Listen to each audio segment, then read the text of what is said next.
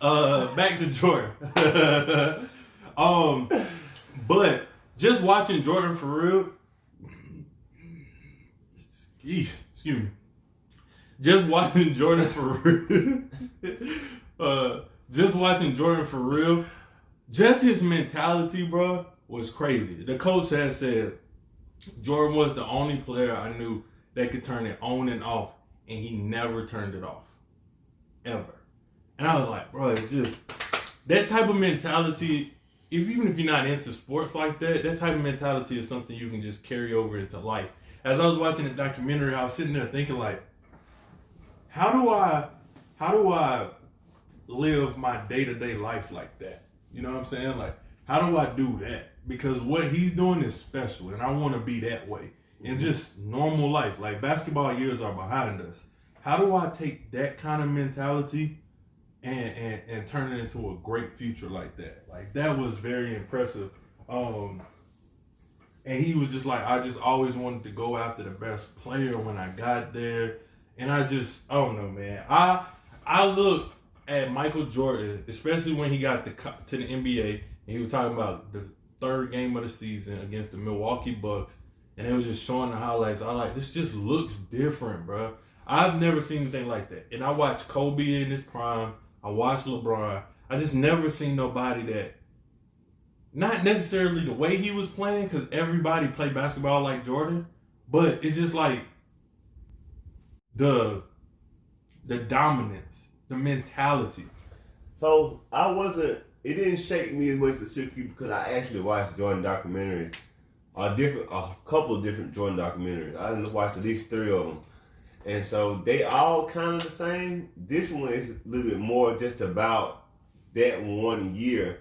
Talk about a little bit more about, tell the story, just in case you didn't know nothing about Jordan. Mm-hmm. It tells the whole story about from the beginning and all that.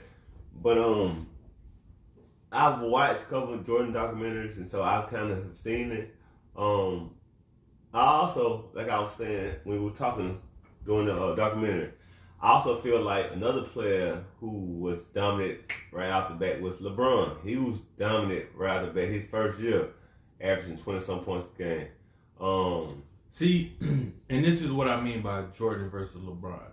And if you watch this podcast or know me, I'm not a fan of LeBron. But this is not hate. This is totally unbiased.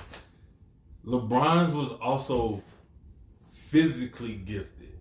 Like, I watched, LeBron has a movie out, More Than a Game. That's one of my favorite basketball movies, period. I don't like LeBron, but I love that freaking documentary. And have you ever seen More Than a Game? Yep. And I think it's such a great documentary, but you can see in that documentary, LeBron was just physically more gifted than everybody else. He worked really hard. He developed a nice game, but he was physically, especially in high school, more gifted than everybody else. And when he got to the NBA, it kind of felt like more of the same. Kind of like Zion right now. Mm-hmm. Just physically more gifted than everybody else.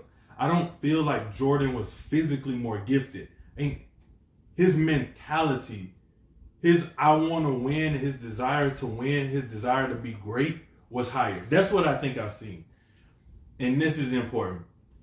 Why it looks so different to me in the documentary is because I felt like Jordan's mentality and his desire to win, you can see it manifest on the court. Like, you can see it in his game.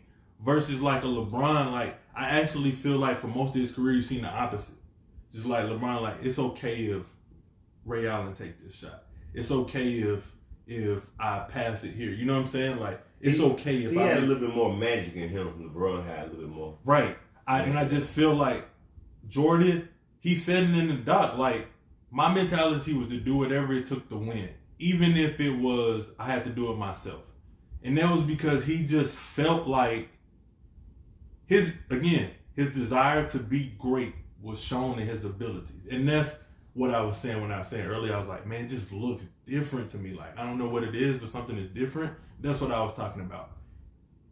You can see his desire to want to be great in every dribble that he put on the court. Every time he put up a shot, you could just see it. They showed the Sixers stuff when they was, not Sixers, when they was playing against the Celtics. in his second year after he came off the injury, and it was just like he wanted to be great. Mm-hmm. Like, I'm going to prove to y'all that I'm the greatest. They lost both games, but he played as if like this is it. Him and Danny Ainge played golf the day before. He lost in that. Then he just was like, yo, tell your boy I got something for him. And it's just like, he never turned the switch off. He only just turned it up. You know what I'm saying? Like, if he was playing on 500 degrees, then he just decided to go to 550 and 600. You know what I'm saying? Like, he never turned it off. He just depending on what degrees he was on. Mm-hmm. That's what I was saying. That's kind of, now that I explained that, do you kind of understand what I'm saying? Yeah. Like, it just seemed like he played a little bit different.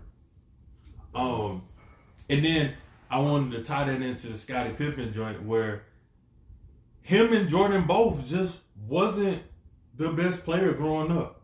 They weren't the best in their neighborhood. They weren't the best in college until they got there. You know what I'm saying? Like, Jordan got to college and worked his butt up. Scottie Pippen was the equipment manager, had to beg for a scholarship, and then he became one of the best players in NBA history, top 50. So it's like, that was very inspiring to watch, like, two individuals will their way to greatness. And that's a great life lesson because I feel like we can do that just like, again, in our day-to-day. Whatever it is that you do, whatever you're passionate about, you can just will your way to greatness. And I really feel like that's a great way to just wrap this thing up, man. You got any final words? I say I'm excited to see the rest of the documentary. I love documentaries. Me too. My favorite. I'm a documentary person. I've watched Larry Bird documentary at least 3 times. I've watched Isaiah Thomas documentary 3-4 times. Mm-hmm. Michael Jordan documentary, LeBron, Kobe documentary. I love that. KG documentary, Allen Iverson documentary, Ray Allen, Paul Pierce. I love documentaries. I watch a lot of NFL players documentary. But does this one feel different? Does this one feel different than any other documentary though? Like more special or like unique or something like that? Or does it feel pretty much as of right now the same to you? Right now it feels the same. As of right now, I ain't gonna lie to you. It feels the same as me watching pretty much a lot of it. Feel like Larry Bird documentary. I watched them too. Larry was a great player. And well, if you watch Larry documentary, he wasn't in high school, wasn't known to be the best player in high school. Right. And he went to a local school. He actually went to a bigger university, didn't do good. He went to a small university and it took off. And, but kind of like Jordan. Larry first year in the league, he did the same. No, he went crazy. He was dominant. He was an all-star his first year. Not just a rookie of the year, but he was an all-star. And so I've watched a couple of different, but I do definitely want to see more, see what else they got to talk about. This is a little different because they talked about more of the overall team and the GM and the front office. The other documentaries were just talking about that one player for the most part. So. Right. Yeah, this is a little bit more in depth, so I think that's a little bit why it feels different to me. But also, I'm watching it from, like I was saying, from that motivational standpoint. Like, how can I apply this to my life? And in that regards, it just felt like a totally different video to me, man. I really felt like that was a really good documentary. Kudos to ESPN for dropping this while we were all still in quarantine. Really appreciate that. And I appreciate you guys for watching this episode of the Make It Still Happen podcast. We are going to try to cover this every single week, depending on work schedules, because I know you might be headed back to work soon. Yeah. So thank you guys very much for watching this episode. We are out.